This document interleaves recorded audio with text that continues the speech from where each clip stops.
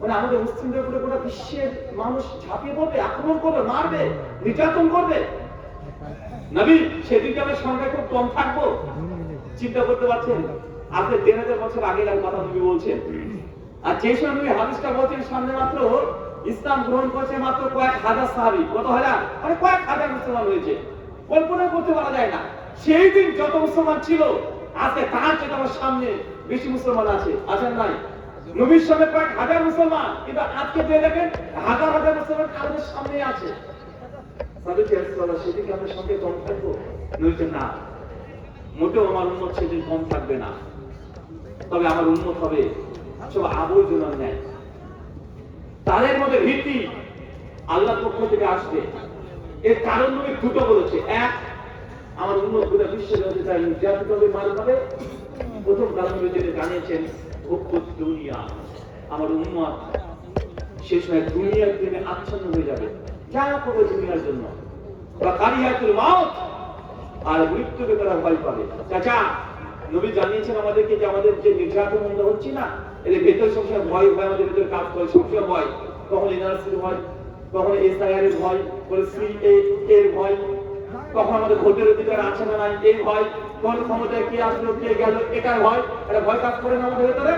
আল্লাহ বলছেন আমি সেই সময় মুসলিম উম্মার ভেতরে ভয় ঢুকিয়ে দিব, মানে ভয় আপনি পাবেন। নবী 1000 বছর আগে জানিয়ে দিয়েছেন। শুনুন, আবু দাউদ 4699 নম্বর হাদিস, সাওবান রাদিয়াল্লাহু থেকে বর্ণনা, যে মুসলমানের ভেতরে সেই সময় কাফেরদের দেখে মুসলমান ভয় পাবে। কেন? কারণ মুসলমান সেই সময় উপর দুনিয়া, তার দুনিয়ার প্রেমে আচ্ছন্ন থাকবে। দেখেন আপনি সব কিছু দুনিয়ার প্রেমে আচ্ছন্ন হয়ে আছেন। চাচা বয়স আপনার 70, 75, 80 হয়ে গেছে। 80 বছর বয়সে আপনার 10 বিঘা জমি আছে। যদি আপনাকে যদি আজকেও যদি আপনি মৃত্যুর সঙ্গে শায়িত আছেন, আর গ্রামের মানুষকে যদি বলেন যে চাচা আপনার তো 10 বিঘা জমি, আপনার বয়স তো 80 হয়ে গেল, আপনি তো মৃত্যুর সঙ্গে শায়িত আছেন, অন্তত 1 বিঘা জমি মাদ্রাসার জন্য একটু দিয়ে দেন, বা 2 কাঠা জমি দিয়ে দেন। চাচা যখন রেগে যায় সেই বেড়ে, আরে বলে কি আমার জমি দখল করতে এসেছে, বলে কি বলে কথা বলে, মানে 80 বছর ধরে ভোট করছে, 10 বিঘা জমি কয়েক ঘন্টা বেচার মারা যাবে।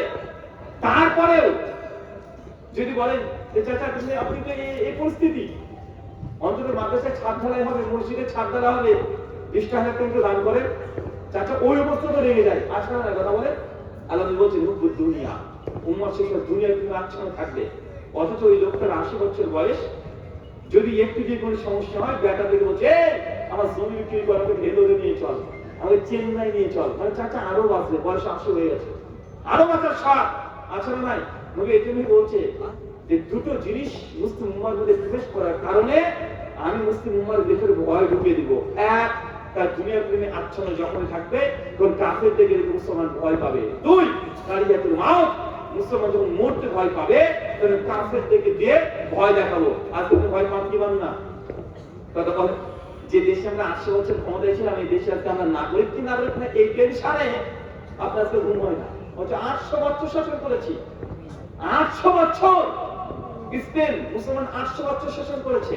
ফিলিস্তিন এর গোটা ভূখণ্ডটাই মুসলমানের, 2 বছর ধরে মুসলমান মার খাচ্ছে।